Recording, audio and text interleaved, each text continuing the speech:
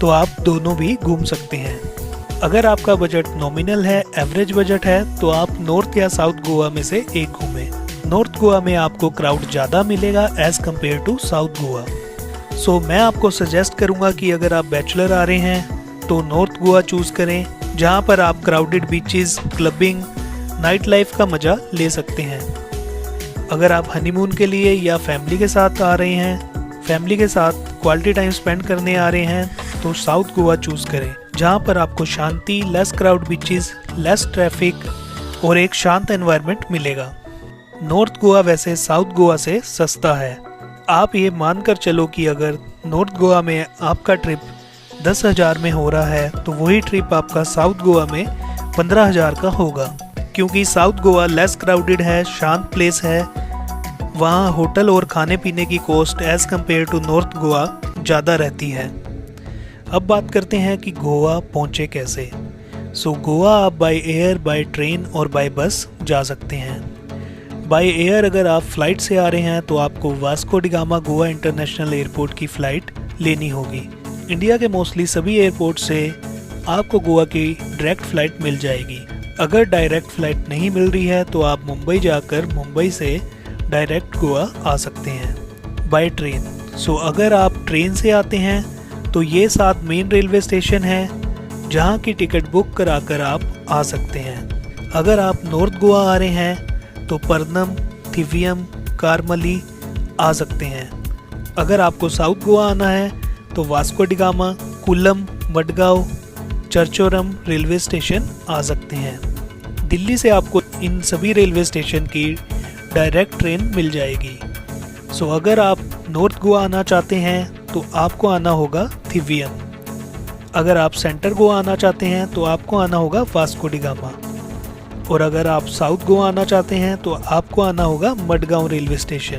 थिवियम railway station से बागा बीच की दूरी 20 किलोमीटर है और कैंगलूड बीच की दूरी 18 किलोमीटर है, जिसे आप टैक्सी या बस से तय कर सकते हैं। टैक्सी के चार्जेस 1000 से 1500 और बस के चार्जेस 50 से 60 रुपये रहेंगे।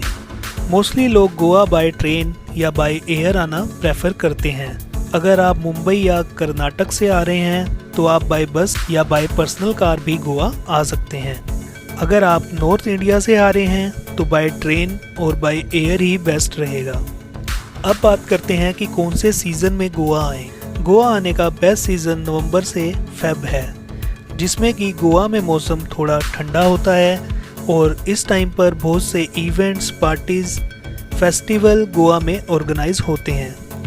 दिसंबर में गोवा में सनबर्न फेस्टिवल और क्रिसमस और न्यू ईयर सेलिब्रेशन ऑर्गेनाइज होती है, जिसमें लाखों टूरिस्ट आते हैं।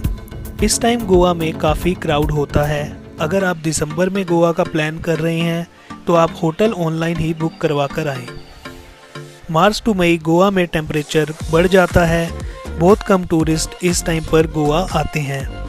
इस समय आपको होटल्स भी काफ़ी सस्ते मिल जाएंगे। जून टू अक्टूबर गोवा में रेनी सीज़न रहता है। So best season November to Feb ही रहता है, जिसमें आप गोवा को फुली इंजॉय कर सकते हैं। अब बात करते हैं स्टे की। सो अगर आप नॉर्थ गोवा आ रहे हैं तो आप बागा बीच, कलंगुट बीच, कैंडोलिम बीच में स्टे कर सकते हैं। यहाँ पर आपको होटल्स, हॉस्टल्स और रिजॉर्ट के सभी ऑप्शन अवेलेबल हो जाएंगे। इन तीनों जगहों पर स्टे करने का ये फ़ायदा है कि बीच आपके होटल से वॉकिंग पर ही होगा। एवरेज होटल आपको यहाँ पर 1000 से 2000 की रेंज में मिल जाएगा।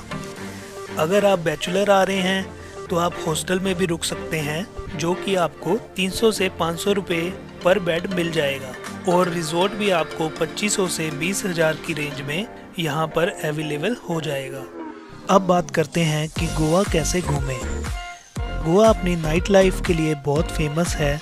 गोवा में आप पूरी रात घूमिए, कोई रोक टोक नहीं है। पर गोवा घूमने के लिए आपको व्हीकल की ज़रूरत पड़ती है। गोवा में ओला उबर नहीं है और जो लोकल बसेस गोवा में चलती हैं वो रात को नहीं चलती। सो इसीलिए आपको एक व्हीकल की ज़रूरत पड़ती है, जिसके लिए आप गोवा में बाइक, स्कूटी या कार और जीप रेंट पर ले सकते हैं। स्कूटी का रेंट 300 से 350 रुपये, बाइक का रेंट 600 से 800 रुपये और कार का रेंट 1200 से 1500 रुपये रहता है। दूसरा ऑप्शन, आप लोकल बसेस से गोवा घूम सकते हैं, पर यह ध्यान रखें कि रात में ये बसेस ऑपरेशनल नहीं होती।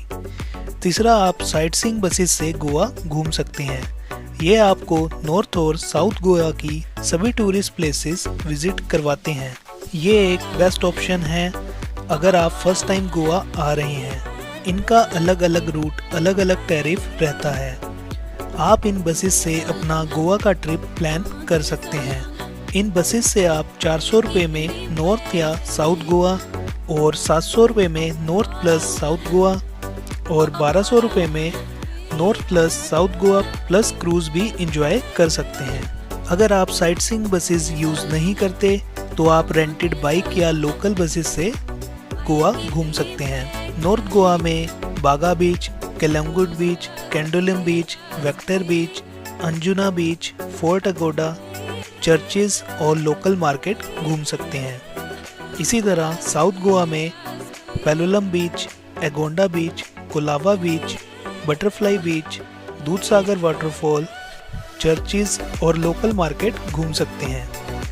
अगर आप नॉर्थ गोवा में हैं, आप बागा, केलंगुट या अंजुना बीच पर बहुत सी एडवेंचर एक्टिविटीज़ कर सकते हैं। आप इन एक्टिविटीज़ का पैकेज भी ले सकते हैं, जिसमें आप 1500 से 2000 रुपये में 5 से 6 एक्टिविटी कर सकते हैं, या आप इंडिविजुअल एक्टिविटीज़ भी कर सकते हैं के चार्जेस अलग अलग रहते हैं। लाइक आप banana ride, parasailing, jet ski, scuba diving भी कर सकते हैं।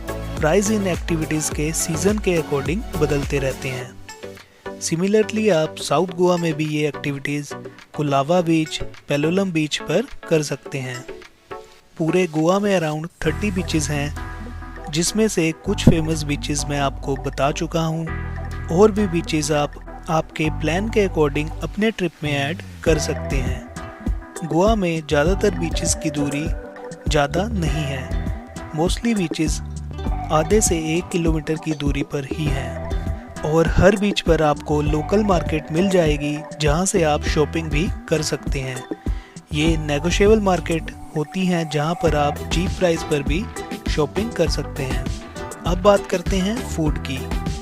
अगर आप नॉन वेजिटेरियन हैं तो गोवा में आपको इसकी बहुत वैरायटी मिल जाएगी, स्पेशली सी फूड। और अगर आप वेजिटेरियन हैं तो भी आपको गोवा में नॉर्मल वेज फूड मिल जाएगा। As compare to non veg restaurant थोड़े कम हैं, बट ऐसा नहीं है कि आपको गोवा में आकर वेज फूड मिले ही ना। फूड की कोई दिक्कत आपको गोवा आकर नहीं होगी। अगर आप क्लबिंग करना चाहते हैं तो गोवा में बहुत से क्लब मौजूद हैं, जहां पर आप क्लबिंग एंजॉय कर सकते हैं, जो कि फेमस है अपनी कॉकटेल, वोडका, फैनी और बियर के लिए, जहां पर आप dance, party, night life enjoy कर सकते हैं। ज़्यादातर डिस्को में गर्ल्स की एंट्री फ्री होती है। कपल एंट्री की फ़ीस 1500 से 2000 रहती है, जिसमें आपको कुछ कॉम्प्लीमेंट्री ड्रिंक्स भी मिलते हैं। गोवा में डिस्को रात 8 बजे से सुबह 3-4 बजे तक खुले रहते हैं। ओपन बीचेस पर भी आप नाइट लाइफ एंजॉय कर सकते हैं, जहां की बार्स और रेस्टोरेंट में म्यूज़िक और डीजे चलता रहता है और वहां पर कुछ एंट्री चार्जेस भी नहीं होते। गोवा में आप कैसीनो भी जा सकते हैं। कैसीनो का प्राइस 1500 से 2500 तक रहता है।